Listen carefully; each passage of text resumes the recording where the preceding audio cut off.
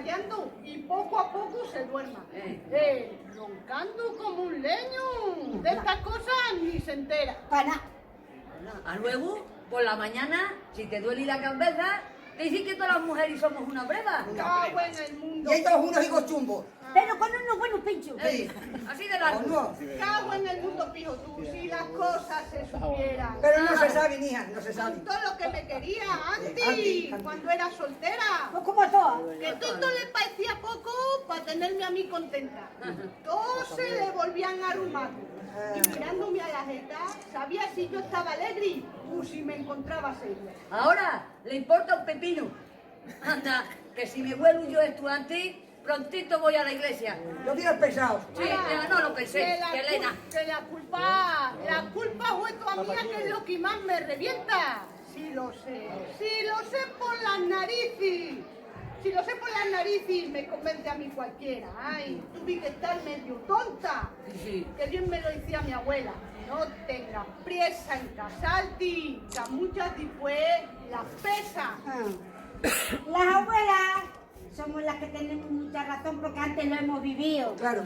Mira, muchachas, y al matrimonio hay que echarle mucho empeño, Pero mucho. que es como un piringuto. Y para subir esa cuesta hay que coger mucho aliento y agachar bien las orejas, como si te agazaparas. Y enanchar las tragaderas, que no te queda más remedio que aguantar todo lo que venga. Y si te sale machismurro, pues tienes que echarte la cuenta que todavía los hay peores, ¿eh? Sí. Que se van a la taberna y vienen Troni con una turca tremenda. Pues como el mío muchas veces. Y claro, entre gallos y medianoche, pues te arman la marimorena. Ay. Y claro, pues tú tienes que achantarte, ¿eh?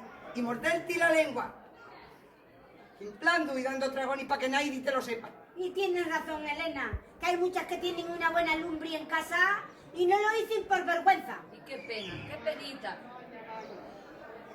Pero digo una cosa, que así van pasando los años y mira a estas muchachas, siguen igual, Igual. pero entre todas juntas, podemos vencer, porque hay mucho que hacer, mucho, pero juntitas todas hay que vencer, Pues yo te digo, con mucho sacrificio, muchos sacrificios que eso va a costar mucho, y mucha paciencia. uy, que siempre se ha dicho que la paciencia es la madre de la inteligencia.